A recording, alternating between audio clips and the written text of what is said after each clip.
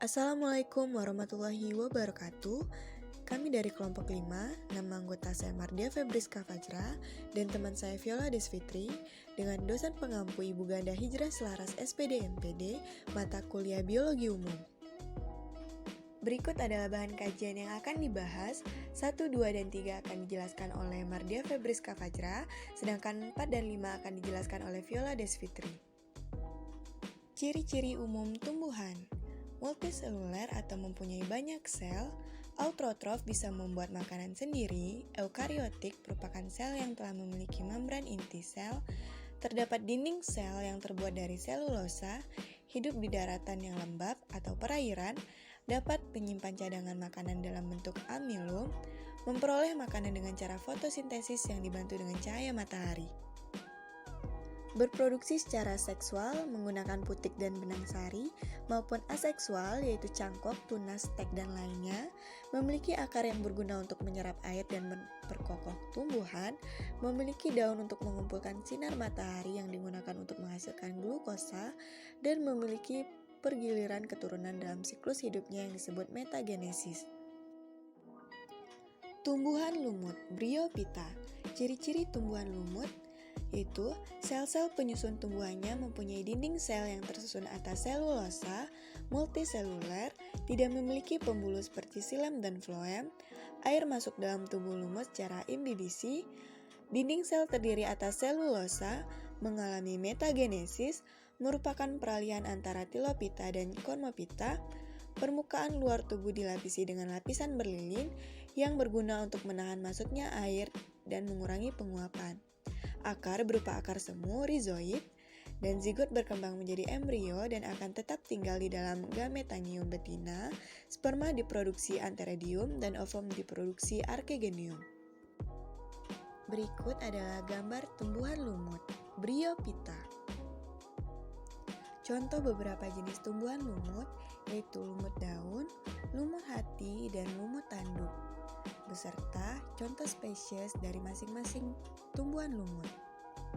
Lumut daun, ciri-ciri lumut daun yaitu talus gametofit tidak dapat dibedakan antara struktur daun dan batang. Talus gametofit mempunyai bentuk simetri radial.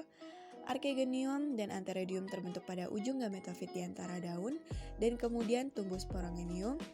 Talus profitnya merupakan sporangium yang mampu menampung pada ujung batang dari talus gametofit. Gametofit tumbuh tegak atau merayap, berkembang dari protonema, mempunyai daun, batang, dan rizoid multiseluler. Daunnya hanya terdiri atas satu lapis sel dengan rusuk tengah tersusun melingkar batang atau spiral. Selama perkembangan kapsul, pangkal seta bertambah panjang secara perlahan. Berikut adalah bagian-bagian lumut daun. Lumut hati, ciri-ciri lumut hati yaitu sebagai besar lumut hati tidak mempunyai daun. Jika terdapat lumut hati yang memiliki daun, bentuknya menyerupai lembaran, berlobus, dan pipih. Lumut hati banyak ditemukan hidup di tanah lembab seperti wilayah hutan tropis dengan curah hujan tinggi, permukaan air di danau atau sungai. Lumut hati bertahan hidup dengan mendatar dan melekat di bebatuan. Bisa juga bertahan dengan batuan rizoid atau tumbuhan lainnya, memiliki alat reproduksi yang berbentuk mirip payung. Ini merupakan bagian-bagian lumut hati. Lumut tanduk, ciri-ciri lumut tanduk, daunnya berukuran kecil tersebar di sekeliling batang, jenis lumut yang memiliki permukaan akar rizoid, batang dan daun sederhana, tumbuh di permukaan tanah, bebatuan, tembok, dan kulit kayu, hidup berkelompok menyerupai hamparan tebal mirip beludru. Spora lumut daun terdiri dari dua lapisan, endospor dan exospora. Reproduksi vegetatif dengan spora, reproduksi generatif dengan archegonium yang menghasilkan ovum, reproduksi antheridium menghasilkan spermatozoid. Ini merupakan bagian-bagian lumut tanduk. Manfaat tumbuhan lumut yaitu menahan erosi tanah, mengurangi bahaya banjir, meningkatkan sumber air, menyuplai oksigen, sebagai bahan pembuat obat mata, sebagai obat hepatitis, obat pneumonia, mengobati luka bakar dan luka luar, obat bius, obat hipertensi, mengatasi bisa ular, sebagai obat antiseptik, dan obat penyakit jantung. Tumbuhan paku Pitridophyta. Ciri-ciri tumbuhan paku yaitu akar, batang, dan daun memiliki berkas pembuluh angkut berupa xilem dan floem, dapat ditemukan di air, di tempat lembab, menempel pada tumbuhan lain seperti epifit atau dalam sisa-sisa tumbuhan lain, sampah-sampah sebagai saprofit, tidak menghasilkan biji, mengalami pergiliran keturunan yaitu metagenesis, daun yang masih muda menggulung, tidak berbunga, dan umumnya memiliki rizom batang yang terdapat di dalam tanah. Ini adalah contoh tumbuhan paku, terdapat paku purba, paku kawat, paku ekor kuda, dan paku sejati. Ini adalah struktur tumbuhan paku. Paku purba. Ciri-ciri paku purba yaitu pada umumnya memiliki daun yang kecil, mikrofil, dan batang berklorofil. Merupakan tumbuhan yang sederhana. Tinggi paku purba sekitar 30 cm sampai 1 meter. Pada sporofit umumnya tidak memiliki daun dan akar sejati. Akar berupa rizom yang dikelilingi oleh rizoid. Batang paku purba bercabang-cabang dan memiliki sistem vaskular. Sporangium menghasilkan satu jenis bentuk dan ukuran yang sama. Hidup di daerah tropis dan subtropis.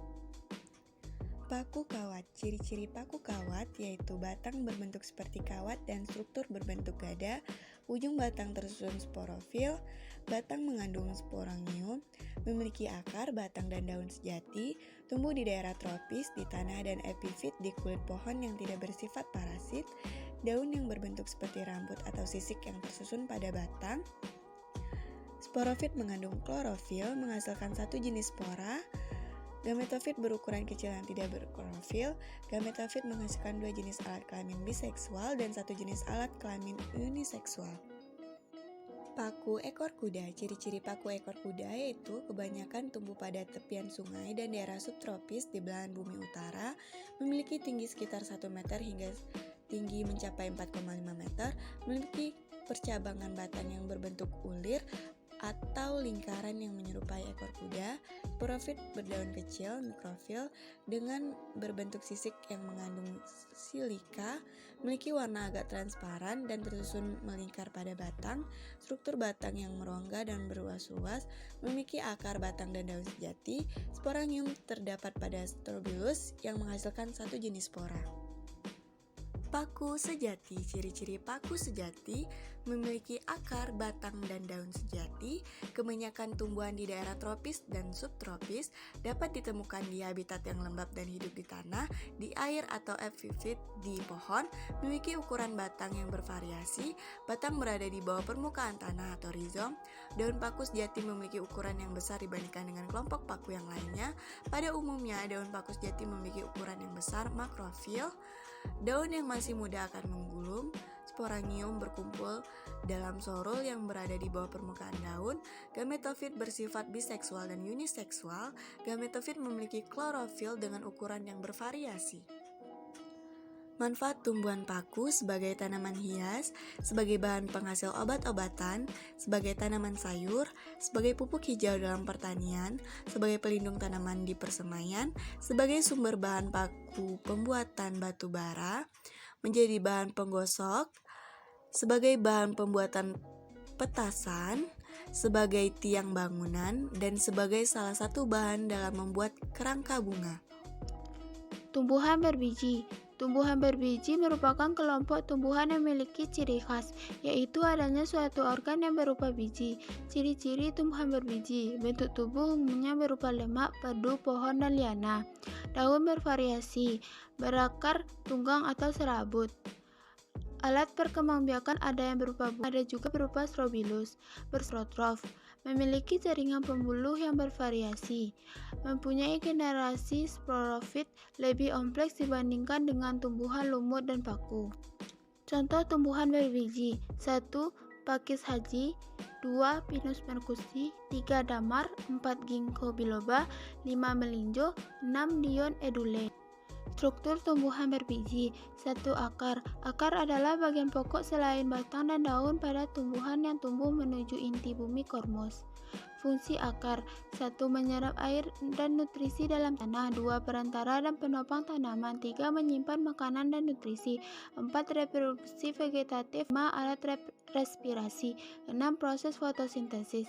Arah pertumbuhan akar. 1. Geotropi. Tumbuhan dengan akar geotropi memiliki sistem perakaran yang pusat bumi atau ke dalam tanah. 2. Hidrotropi. Sementara tumbuhan dengan akar hidrotropi mempunyai akar yang tumbuh ke arah air dan menjauhi udara serta cahaya. Struktur akar. 1. Pangkal akar. 2. Ujung akar. 3. Batang akar. 4. Cabang akar. 5. Serabut akar. 6. Bulu akar. 7. Tudung akar. Jenis akar. 1. Akar tunggang. Fungsi utamanya adalah untuk menyimpan makanan seperti tumbuhan wortel, ubi, dan sebagian dalam bentuk umbi-umbian. Akar serabut. Fungsi utama akar serabut adalah untuk memperkokoh berdirinya tumbuhan, tidak jauh berbeda dengan jenis akar lainnya. Akar gantung. Akar jenis ini berfungsi untuk menyerap uap air dan gas dari udara. Akar napas. Akar napas sebagian muncul di permukaan tanah dan sebagian lagi berada di dalam tanah. Akar ini terlihat seperti menopang tegaknya batang. Akar pelekat. Akar pelekat fungsinya adalah untuk melekatkan batang pada tembok maupun tumbuhan lain. Batang. Fungsi batang. 1. Sebagai penopang, menjaga agar tumbuhan tetap tegak dan menjadikan daun sedekat mungkin dengan sumber cahaya atau khususnya matahari. 2. Sebagai pengangkut air dan mineral dari akar ke daun. Selain itu, batang berperan penting dalam proses pengangkutan zat-zat makanan dari daun ke seluruh bagian tumbuhan. 3. Sebagai penyimpanan. Sebagai penyimpanan makanan cadangan, misalnya batang pada tumbuhan sagu. Pada makanan cadangan di sini juga bisa berwujud air, misalnya pada pertumbuhan tebu dan kaktus. Alat perkembangbiakan vegetatif. Hampir semua pertumbuhan vegetatif baik secara alami maupun buatan menggunakan batang.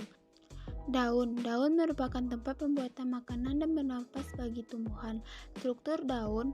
1. Tulang daun. 2. Helai daun. 3. Tangkai daun. 4. Pelepah daun.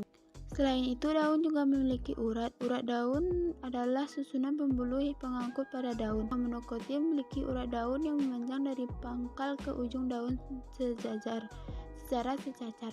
Tumbuhan dikotil memiliki urat daun yang membentuk jaringan. Urat daun tersebut bercabang-cabang hingga menjadi percabangan kecil yang membentuk susunan seperti jaring atau jalan. Bentuk tulang daun. 1. Menyirip. Contohnya daun mangga, daun jambu, dan rambutan. 2. Melengkung. Contohnya tulang daun sirih, gadung, dan genjer. 3. Menjari. Contohnya tulang daun pepaya, jarak, ketela pohon, dan kapas. 4. Sejajar. Contohnya tulang daun tebu, padi, dan semua jenis rumput-rumputan. Fungsi daun. 1. Pembuatan makanan. 2. Pernapasan. 3. Penguapan. Jenis-jenis daun. 1. Daun tunggal. 2. Daun majemuk. Bunga. Struktur bunga. 1. Kelopak. 2. Mahkota. 3. Benang sari. 4. Putih. 5. Dasar bunga. Jaringan meristem. Jaringan meristem adalah jaringan tanaman yang memungkinkan tanaman untuk tumbuh. Fungsi jaringan meristem. Pertumbuhan tanaman seperti membentuk akar, batang, cabang, dan daun. Dapat memperpanjang dan memperlebar batang dan memperkuat akar, dan mendorong perkecambahan. Ciri-ciri jaringan meristem. Berada pada bagian tumbuhan yang masih muda, tersusun dari sel-sel muda yang berbentuk sama kecil dan bulat. Selnya memiliki sitoplasma yang padat dan sedikit vakuola yang kecil dan plastida yang belum matang. Sel-sel penyusun jaringan meristem padat dan tak memiliki banyak ruang di antaranya. Struktur jaringan meristem tersusun atas 3 struktur. 1. Meristem primer, terletak pada ujung akar dan batang yang tersusun atas meristem apikal, berfungsi dalam pembentukan epidermis, korteks, mesofil, dan jaringan pembuluh. 2. Meristem sekunder, jaringan dewasa yang memulai pertumbuhan kembali dan berubah menjadi jaringan meristem. 3. Promeristem, jaringan meristem yang terletak pada tumbuhan saat masih dalam keadaan embrio. Jaringan dewasa. Jaringan dewasa adalah jaringan tumbuhan yang sudah selesai mengalami pertumbuhan. Ciri-ciri jaringan dewasa: dinding selnya tebal, ukuran selnya relatif besar, kadang-kadang selnya berupa sel mati, memiliki ruang antar sel, tidak aktif membelah. Berdasarkan struktur jaringan dewasa dibedakan menjadi 4, yaitu jaringan pelindung atau epidermis adalah jaringan yang tersusun dari lapisan sel-sel yang menutupi permukaan organ tumbuhan seperti akar, batang daun, bunga, buah, dan biji. Jaringan dasar atau parenkim adalah jaringan yang terbentuk dari sel-sel hidup dengan struktur morfologi yang bervariasi. Jaringan penyokong adalah jaringan yang menunjang bentuk tubuh tumbuhan. Jaringan pengangkut atau vaskuler adalah jaringan pada tumbuhan tingkat tinggi yang berfungsi mengangkut garam-garam mineral serta zat makanan hasil fotosintesis yang terdiri dari xilem dan floem. Sekian video dari kelompok 5. Apabila ada kesalahan dan kekurangan, kami mohon maaf dan kami harapkan kritik dan saran dari teman-teman. Assalamualaikum warahmatullahi wabarakatuh.